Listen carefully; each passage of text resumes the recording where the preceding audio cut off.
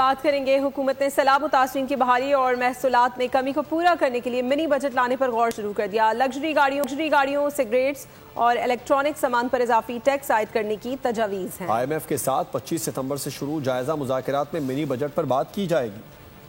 सैलाब मुतासरीन की बहाली, महसूलात में कमी, मिनी बजट के खदशात बढ़ने लगे। हुकूमत ने फैसले पर गौर शुरू कर दिया। मिनी बजट से 50 अरब रुपए इकट्ठे होने का इम्कान है।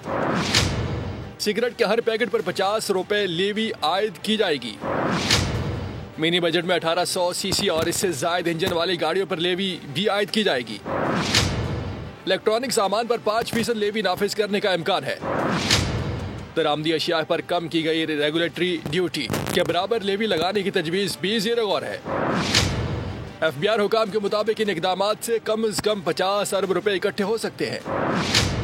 मिनी बजट से मुतालिक तजावीज़ पर हतमी फैसला IMF के साथ मुज़ाकरात के बाद मुतवक्के है। सब्सक्राइब करें और बेल दबाएं ताकि कोई खबर रह न जाए।